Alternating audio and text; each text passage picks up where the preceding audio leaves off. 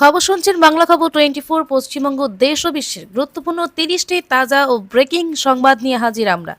সব খবর সবার আগে জানতে সঙ্গে থাকুন বাংলা খবর 24 এর সঙ্গে। চলুন শুরু করা যাক আজকের প্রধান সংবাদ শিরোনাম। কয়লা পাচার মামলায় ইডির বড় সাফল্য। ধানবাদে অভিযান চালিয়ে 500 কোটিরও বেশি সম্পত্তি বাজেয়াপ্ত ও কোটি কোটি টাকা নগদ উদ্ধার। শনিবার থেকে রাজ্যে শুরু হচ্ছে জনগণনা 2026। প্রত্যেক পরিবারকে মোট 33টি গুরুত্বপূর্ণ প্রশ্নের উত্তর দিতে হবে। রাতের অন্ধকারে মরক্কো থেকে হাজার হাজার শরণার্থীর স্পেনে প্রবেশের চেষ্টা, সীমান্তে সংঘর্ষে অন্তত 9 জনের মৃত্যু। সুদীপ বন্দ্যোপাধ্যায় ও কাকলি ঘোষ দস্তিদারের বিরুদ্ধে স্লোগান বিতর্কে কল্যাণ বন্দ্যোপাধ্যায়কে তীব্র আক্রমণ প্রিয়াঙ্কার।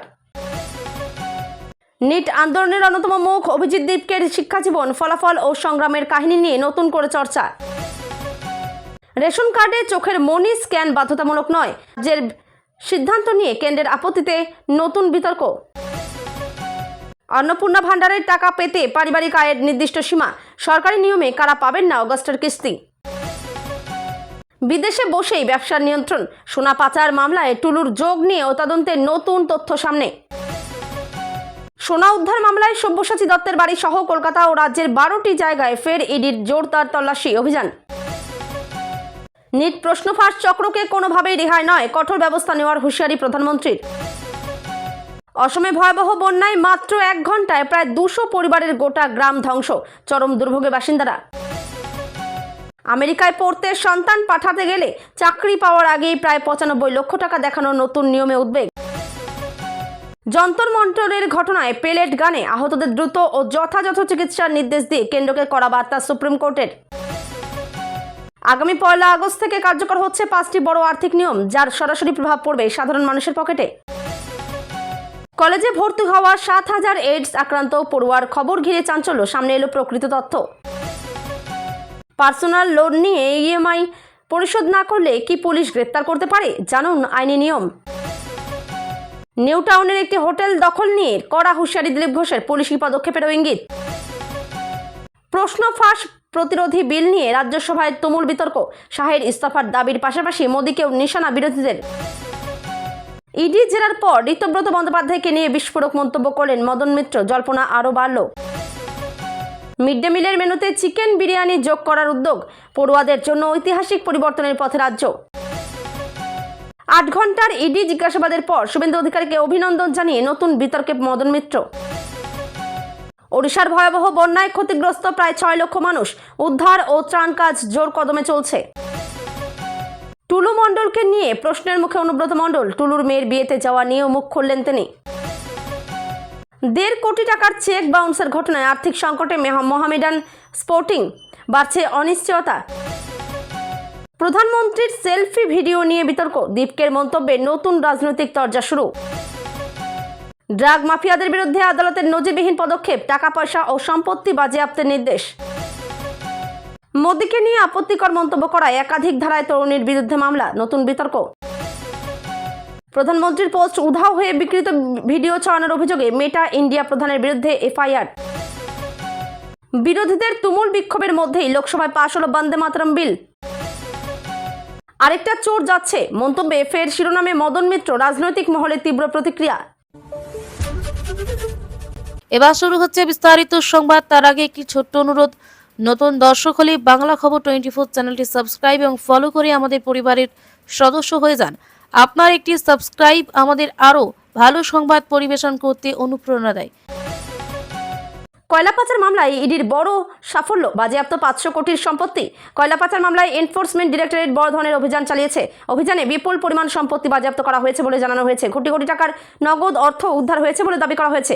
ধানবাদ সহ একাধিক জায়গায় একযোগে তল্লাশি অভিযান চালানো হয়। তদন্তকারী সংস্থা মামলার আর্থিক লেনদেন খতিয়ে দেখছে। অভিযানের পর রাজনৈতিক মহলে ব্যাপক আলোচনা শুরু হয়েছে। সংশ্লিষ্ট নথিপত্র তদন্তকারীরা সংগ্রহ করেছেন। অর্থ পাচারের সম্ভাব্য যোগসূত্র খতিয়ে দেখা হচ্ছে। বিষয়টি নিয়ে বিভিন্ন মহলে চাঞ্চল্যের সৃষ্টি হয়েছে। তদন্ত এখনও অব্যাহত রয়েছে বলে জানানো হয়েছে। প্রয়োজনে আরও জিজ্ঞাসাবাদ করা হতে পারে। ইডির আর্থিক নথি বিশ্লেষণের কাজ চালিয়ে যাচ্ছে। মামলার সঙ্গে যুক্ত ব্যক্তিদের ভূমিকা খতিয়ে দেখা হচ্ছে। আইন অনুযায়ী পরবর্তী পদক্ষেপ নেওয়া হবে। ঘটনাটি জাতীয় স্তরে আলোচনার বিষয় হয়ে উঠেছে। সোশ্যাল মিডিয়াতেও বিষয়টি নিয়ে ব্যাপক চর্চা চলছে।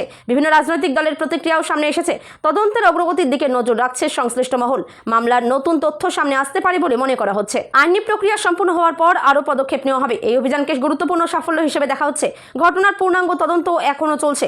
পরবর্তী আপডেটের অপেক্ষায় রয়েছে সকলেই। কয়লা পাচার মামলাটি এখন দেশের অন্যতম আলোচিত তদন্তে পরিণত হয়েছে।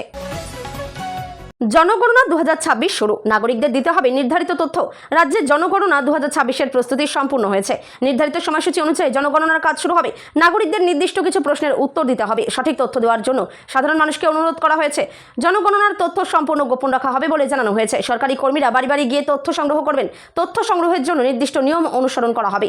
ভুল তথ্য না দেওয়ার পরামর্শ দেওয়া হয়েছে। দেশের উন্নয়ন পরিকল্পনায় জনগণনার তথ্য গুরুত্বপূর্ণ ভূমিকা রাখে। প্রশাসনের পক্ষ থেকে সব রকম প্রস্তুতি নেওয়া হয়েছে। সাধারণ মানুষের সহযোগিতা কামনা করা হয়েছে। ডিজিটাল পদ্ধতিতেও তথ্য সংগ্রহের ব্যবস্থা থাকতে পারে। জনগণনার কাজে প্রশিক্ষিত কর্মীদের নিয়োগ করা হয়েছে। নির্ভুল তথ্য সংগ্রহের ওপর বিশেষ গুরুত্ব দেওয়া হয়েছে। প্রতিটি পরিবারের তথ্য যথাযথভাবে নথিভুক্ত করা হবে। জনগণনার মাধ্যমে ভবিষ্যৎ পরিকল্পনা প্রণয়ন সহজ হবে। এই প্রক্রিয়ায় নাগরিকদের সক্রিয় অংশগ্রহণ গুরুত্বপূর্ণ। সচেতনতা বাড়াতে আরও প্রচার চালানো হচ্ছে।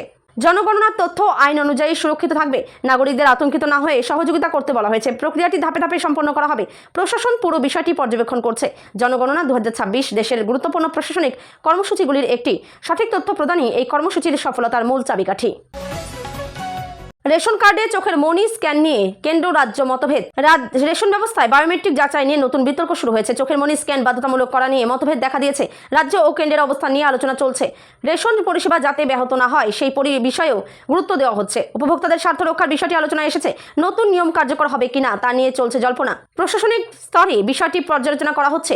সংশ্লিষ্ট দপ্তরগুলির মধ্যে আলোচনা চলছে। রেশন গ্রাহকদের সরকারি নির্দেশিকা অনুসরণ করতে বলা হয়েছে। ভবিষ্যতে নতুন সিদ্ধান্ত জানানো হতে পারে। সোশ্যাল মিডিয়ায় বিষয়টি নিয়ে ব্যাপক আলোচনা চলছে। বিভিন্ন মহল থেকে ভিন্ন মতামত প্রকাশ করা হয়েছে। উপভোক্তাদের সুবিধা নিশ্চিত করার উপর জোর দেওয়া হয়েছে। প্রযুক্তির ব্যবহার নিয়ে নতুন আলোচনা শুরু হয়েছে। সরকারি সিদ্ধান্তের অপেক্ষায় রয়েছে সাধারণ মানুষ।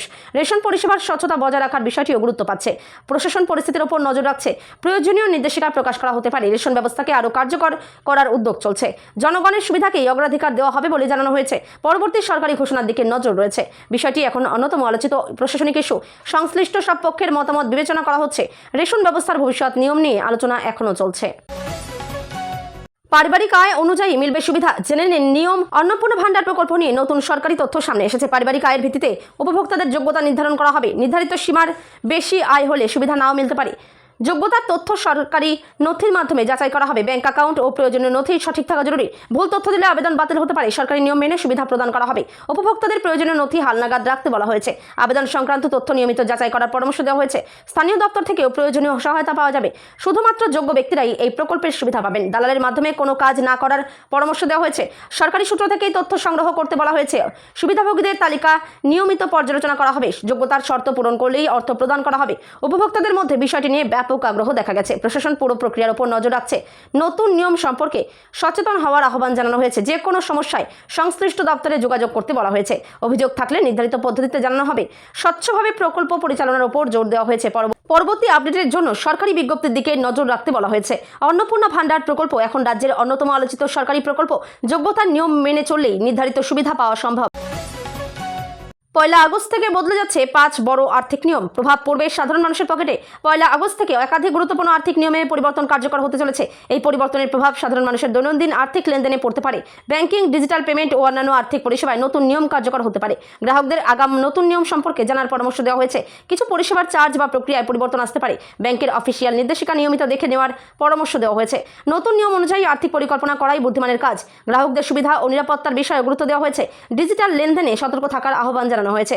প্রয়োজনীয় নথি ও তথ্য হালনাগাদ রাখতে বলা হয়েছে। আর্থিক প্রতিষ্ঠানগুলি নতুন নিয়ম অনুযায়ী পরিষেবা দেবে। সোশ্যাল মিডিয়ায় ভুয়ো তথ্য এড়িয়ে চলার পরামর্শ দেওয়া হয়েছে। শুধুমাত্র সরকারি বা অনুমোদিত সূত্রের তথ্য অনুসরণ করতে বলা হয়েছে। নিয়ম পরিবর্তনের উদ্দেশ্য আর্থিক ব্যবস্থাকে আরও স্বচ্ছ করা। গ্রাহকদের সচেতন থাকাই সবচেয়ে গুরুত্বপূর্ণ। পরিবর্তন সম্পর্কে বিস্তারিত তথ্য সংশ্লিষ্ট প্রতিষ্ঠানের কাছে জানা যাবে। প্রয়োজনে গ্রাহক পরিষেবা কেন্দ্রে যোগাযোগ করা হতে যেতে পারে। এই পরিবর্তন নিয়ে দেশজুড়ে আলোচনা শুরু হয়েছে। সঠিক তথ্য জানলে অপ্রয়োজনীয় সমস্যা এড়ানো সম্ভব। আর্থিক পরিকল্পনায় নতুন নিয়মের প্রভাব বিবেচনা করা উচিত। বিশেষজ্ঞরাও বিষয়টি গুরুত্ব দিয়ে দেখছেন। আগামী দিনে আরও নির্দেশিকা প্রকাশ হতে পারে। 1 আগস্টের পরিবর্তনগুলি অনেক গ্রাহকের জন্য গুরুত্বপূর্ণ হতে পারে। নতুন নিয়ম কার্যকর হওয়ার আগে প্রস্তুত থাকার পরামর্শ দেওয়া হচ্ছে। পার্সোনাল লোনের ইএমআই বাকি থাকলে কি পুলিশ গ্রেপ্তার করতে পারে? পার্সোনাল লোনের কিস্তি বাকি থাকলে অনেকের মধ্যে উদ্বেগ তৈরি হয়। শুধুমাত্র ইএমআই বকেয়া থাকলেই পুলিশ এসে গ্রেপ্তার করে এমন ধারণা সঠিক নয়। এটি মূলত দেওয়ানি ও চুক্তিভিত্তিক আর্থিক বিষয় হিসেবে বিবেচিত হয়। ঋণদাতা সংস্থা আইন অনুযায়ী আদায়ের প্রক্রিয়া অনুসরণ করতে পারে। গ্রাহকের সঙ্গে যোগাযোগ করে বকেয়া পরিশোধের চেষ্টা করা হয়। প্রয়োজনে আইনি প্রক্রিয়া শুরু হতে পারে। ইচ্ছাকৃত প্রতারণা বা জালিয়াতি অভিযোগ থাকলে পরিস্থিতি ভিন্ন হতে পারে। ইএমআই দিতে সমস্যা হলে আগে থেকে ব্যাংক বা ঋণদাতা সংস্থার সঙ্গে কথা বলা উচিত। ঋণ পুনর্গঠন বা কিস্তির নতুন ব্যবস্থা অনেক ক্ষেত্রে সম্ভব হয়। অযথা আতঙ্কিত হওয়ার প্রয়োজন নেই। সঠিক তথ্য জানাই সবচেয়ে গুরুত্বপূর্ণ। ঋণ সংক্রান্ত নথি ভালোভাবে পড়ে নেওয়া উচিত। বকেয়া বাড়লে অতিরিক্ত চার্জ প্রযোজ্য হতে পারে। সময়মতো কিস্তি দিলে ক্রেডিট ইতিহাস ভালো থাকে। আর্থিক সমস্যায় পড়লে দ্রুত ঋণদাতাকে জানানো উচিত। অফিসিয়াল যোগাযোগকে গুরুত্ব দিতে হবে। ভুয়ো ফোন বা প্রতারণামূলক দাবির ব্যাপারে সতর্ক থাকতে হবে। আইন অনুযায়ী গ্রাহকেরও কিছু অধিকার রয়েছে। সঠিক পরামর্শ নিয়ে সমস্যার সমাধান করা সম্ভব। ইএমআই বকেয়া থাকলে বিষয়টি অবহেলা না করাই ভালো। দুই পক্ষের আলোচনার মাধ্যমেই অনেক সমস্যা মিটে যায়। আইন মেনেই সব প্রক্রিয়া সম্পন্ন হয়। ঋণ গ্রহীতাদের সচেতন থাকা জরুরি। আর্থিক দায়িত্ব সময়মতো পালন করাই সর্বোত্তম উপায়। ওড়িশায় ভয়াবহ বন্যা, ক্ষতিগ্রস্ত লক্ষাধিক মানুষ। ওড়িশার একাধিক জেলায় বন্যা পরিস্থিতি গুরুতর আকার ধারণ করেছে। ভারী বৃষ্টির কারণে নদীর জলস্তর দ্রুত বৃদ্ধি পেয়েছে। অনেক এলাকা জলমগ্ন হয়ে পড়েছে। লক্ষাধিক মানুষ এই প্রাকৃতিক দুর্যোগে ক্ষতিগ্রস্ত হয়েছেন। প্রশাসনের পক্ষ থেকে ত্রাণ ও উদ্ধার কাজ চালানো হচ্ছে। নিরাপদ স্থানে মানুষকে সরিয়ে নেওয়ার ব্যবস্থা করা হয়েছে। ত্রাণ শিবিরে খাদ্য ও প্রয়োজনীয় সামগ্রী পৌঁছে দেওয়া হচ্ছে। দুর্যোগ মোকাবিলায় বিভিন্ন সংস্থা একসঙ্গে কাজ করছে। পরিস্থিতির উপর প্রশাসন সার্বক্ষণিক নজর রাখছে। আবহাওয়ার পূর্বাভাস নিয়মিত পর্যবেক্ষণ করা হচ্ছে। নিচু এলাকার বাসিন্দাদের সতর্ক থাকতে বলা হয়েছে। বন্যা কবলিত এলাকায় যোগাযোগ ব্যবস্থা ক্ষতিগ্রস্ত হয়েছে। বিদ্যুৎ ও পানীয় জলের পরিষেবা কিছু জায়গায় ব্যাহত হয়েছে। ক্ষয়ক্ষতির পরিমাণ নিরূপণের কাজ চলছে। প্রশাসন দ্রুত স্বাভাবিক পরিস্থিতি ফিরিয়ে আনার চেষ্টা করছে। স্বেচ্ছাসেবী সংস্থারাও ত্রাণ কাজে অংশ নিয়েছে। সাধারণ মানুষকে অপ্রয়োজনীয় ভ্রমণ এড়ানোর পরামর্শ দেওয়া হয়েছে। দুর্যোগ মোকাবিলায় জরুরি পরিষেবা চালু রয়েছে। প্রয়োজনীয় সহায়তা পৌঁছে দেওয়ার কাজ অব্যাহত রয়েছে। পরিস্থিতি এখনও পুরোপুরি স্বাভাবিক নয়। আবহাওয়ার পরিবর্তনের দিকে নজর রাখতে বলা হয়েছে। প্রশাসনের নির্দেশ মেনে চলার আহ্বান জানানো হয়েছে। বন্যা পরিস্থিতি নিয়ে উদ্বেগ অব্যাহত রয়েছে। ক্ষতিগ্রস্ত মানুষের পাশে থাকার আশ্বাস দিয়েছে প্রশাসন।